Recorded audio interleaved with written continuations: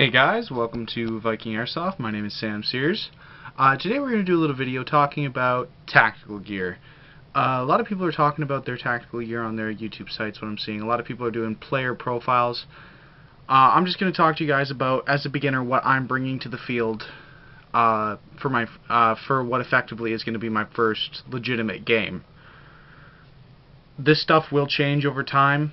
It's not going to be set in stone. I'm just letting you guys know what I'm bringing, see what your guys' opinions are. I've got a lot of opinions on social media, but people really don't let me explain why I'm carrying the stuff the way I am. People just want to go, that's not the way you're supposed to do it. So today I'm going to talk about why I have the certain stuff that I have and where I have it. So first we're going to start off with this Condor chest rig. As you can see, it kind of looks like a plate carrier, but it kind of looks like a chest rig at the same time. This thing is awesome. I've got all my Molly gear on here. I mean, I don't have a lot of Molly gear. Most of the stuff I bring with me is all Army surplus. As you see, I got my Wiccan Army 13th Airborne patch. Yeah, that's right, I'm a Wiccan. So what? I just have that on there just to show my religious pride, I guess you could say. I also have my rubber combat knife there, just to make sure that if I ever get into a situation where I want to get that awesome knife kill, I can do that. I then have, let's move on to my lighting system here. You guys might be, if you guys are Whovians or anything like that, you'll notice Doctor Who screwdriver. It's pretty awesome. What I use this for is, I just use this for personal lighting. If I need to like read a map or something, as you can see, it's not that bright. If I need to read a map or something, a green light isn't going to affect your night vision as bad as a full bright light will. So let's move on to this pouch right here. This is a Condor utility pouch. In this utility pouch I carry one Elite Force M1911 magazine, and in the top here I usually carry my magazine tool up in here, grenade pins for my Thunder Bees, which we'll get to in a minute, and then I would normally be carrying a pistol speed loader. Next, you're going to move on to this Condor double M4 mag pouch. I use Elite Force M4 Stanag mags, 140 round mid cap. Yes, I run mid caps. Don't keep telling me to get rid of high caps. I don't run them. You see, I got mag pulls on these ones, just because it makes it easier to get out. Plus, when you put a mag with a mag pull in it into the magazine holder, it holds it in better. Word of advice with these Condor mag pouches: they have a bungee retention system at the top. That bungee retention system is not perfect. It will fall off. I had the one pouch, the bungee retention, actually this pouch right here, the bungee retention fell off, completely gone. So I took this one off to make it equal.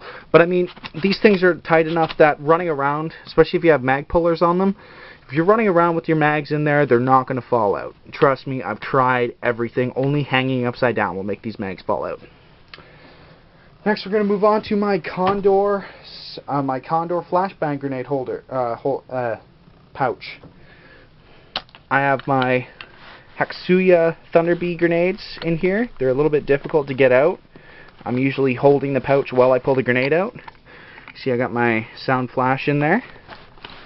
I just have these on my vest because I run a DMR mostly. I actually have a very long rifle, so I want something that I can just quickly toss into a room, clear it anybody's in here. These pouches, what I would advise for you guys, get something that works a little bit better than these. This elastic retention on the bottom here, very difficult to put in. Very difficult to reattach the lid to the pouch once you've taken it off. Besides that, it's a really good pouch for what you're paying. Everything here cost me, the chest rig was $59.99 at Badlands Paintball in Hamilton, Ontario. Check it out. The utility pouch was $18.99 for the utility pouch. I'm going to be having a little bit of a rant later on about this. It's going to be a different video. Stay tuned for that. This Condor double M4 mag was $20, and so was the Condor flashbang grenade holder. So now we're going to move on to my battle belt. I don't have much on my battle belt. Yes, I do run a drop leg holster. Soft shell at that, which I hold another Elite Force M1911 magazine. in this pouch right here. The reason I run a drop leg is where this sits on my body, it is not useful for me to try to get a pistol in there to try to pull it out through a normal holster. So I've gone to a drop leg to get everything down, and because of the way I am and the way I run, the drop leg just kind of keeps it from flopping around on my belt. Even, no matter how much I tighten those things down, I never get them to stop flopping. I do have a pistol retention lanyard because I don't want to lose a $200 pistol out in the field. Next, I have my two double M4 mag pouches. That's what these are. As you can see, these are Canadian Army surplus. This one is, in fact, a double M4 mag pouch, and this one was actually an M4 magazine. Oh, it was actually Stanag Mags pouches from back in the day. This magazine has this wonderful little pull tab. You pull that up, and your magazine comes to the surface. The reason that these ones do not have mag pulls on them is they just won't fit in this pouch with mag pulls on them. These ones do have mag pulls because they can get stuck in there very well. Now this pouch right here, this is a big frickin' pouch. This thing takes up a lot of real estate on my leg when I wear it. As you can see, it does have a drop leg. You do attach this to your leg because this thing is huge. In this front pouch here, I have my first aid kit. This is just a little personal first aid kit. I got some Tylenol in there in case I get a migraine or something. Then I have my dead rag. I didn't have 20 bucks to spend on a dead rag, or $10 even. I just went to the dollar store, picked up a red rag, put it on my head like that. There you go, you know I'm dead, don't shoot me. Somebody's still going to shoot me though, I know it. That's the front pouch, and then there is... This Velcro is very good for being over 20 years old. I have hand warmers. These things are awesome if you're playing in the wintertime. Some more hand warmers. I actually carry a book around with me. Some other stuff that I do on YouTube is actually about what this book is about. Medicinal plants of North America. As you all know from my first video, I live in Southern Ontario.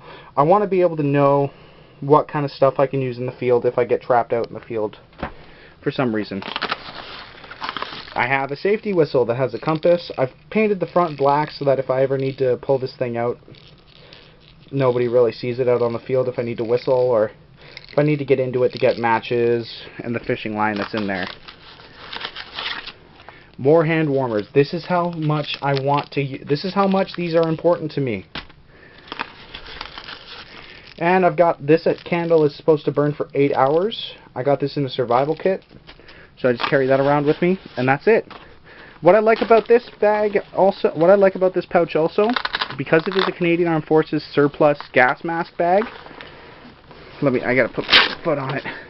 It does have a huge area inside there to put stuff. I mean, you can't really see it because it's so dark, but I actually use this as my dump pouch. It sits horizontally on my leg, so when I've got it full of stuff, I kind of have to close it up. But then this also has an extra spot on the back here. This is just an extra pouch that I put speed loaders in. So the reason I've got my bags and everything all set up this way, one simple reason. I've got the 2 mags on my chest rig, so it's easy access, can get them in the gun real quick in a firefight. The reason that I keep the 4 mags on my belt, I usually would have them around this area. The reason I have those on there is in case I need those 4 magazines for a firefight. I'm hoping that I don't get into a firefight that lasts more than 420 rounds, because these are Elite Force 140 round magazines. I mean, these things are freaking awesome. My Echo 1 XCRL burns through one of those in about 30 seconds if I'm burst firing. Single shot I can go for about 2 minutes, but I'm hoping that I don't run out of ammo in that time. But I do have these 4 other mags just in case, and I do carry 3 extra mags in this pouch right here. So thanks everybody for watching. I'm going to be getting some new gear hopefully hopefully sometime in the future. Not right away though, as I'm very poor. As I said in my first video, I don't have a lot of money thanks to college. Yay, college. But anyways, thanks everyone for watching. My name's Sam Sears. I'm Viking Airsoft. I'll see you guys later.